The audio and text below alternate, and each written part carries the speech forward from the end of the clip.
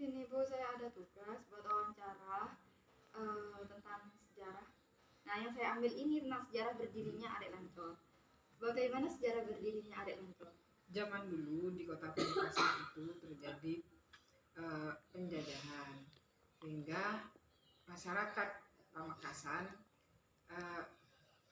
melawan sekutu dengan munculnya Pangeran Ronggo Sukowati, sehingga Pangeran Ronggo Sukowati itu adalah simbol kerajaan yang ada di Pamekasan. Kemudian di daerah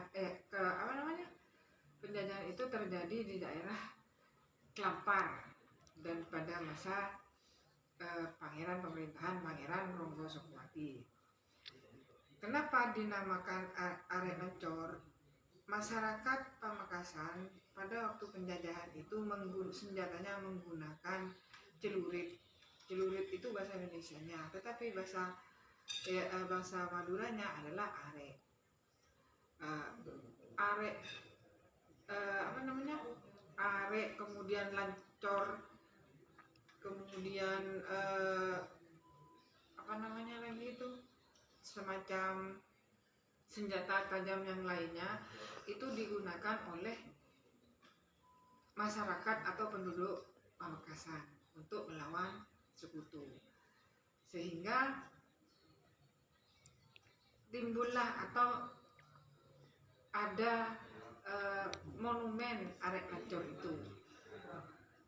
Itu selain dari alat yang digunakan, Arek Lancor juga disimbolkan dengan persatuan. Kemudian Arek Lancor itu juga dijadikan simbol untuk mempertahankan dan memperjuangkan kemerdekaan atau kemerdekaan untuk daerah Pamekasan itu sendiri. Terus bagaimana letak geografis Arek Lancor? Letak geografis Arek Lancor itu diapit oleh dua tempat ibadah. Yang pertama tempat ibadah umat Islam, yaitu sebelah baratnya Arek Lancor, yaitu Masjid Aswada atau biasanya disebut oleh para Pamekasan adalah Masjid Jami.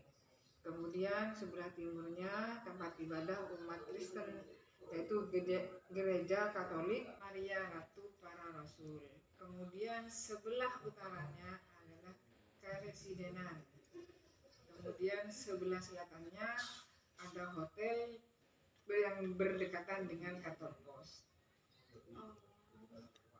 Terus Tugu Arek Lancor sendiri itu mengapa dibangun menyerupai celurit? Arek Lancor dibangun menyerupai celurit karena merupakan kebanggaan Madura. Dengan adanya celurit atau arek itu masyarakat Madura bisa mengusir sekutu dari kota Pamekasan. Kemudian di situ ada 5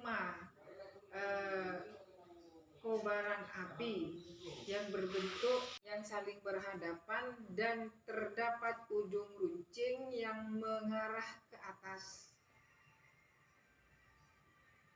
Terus apakah Arek Lancor ini dapat dijadikan sebagai sumber belajar?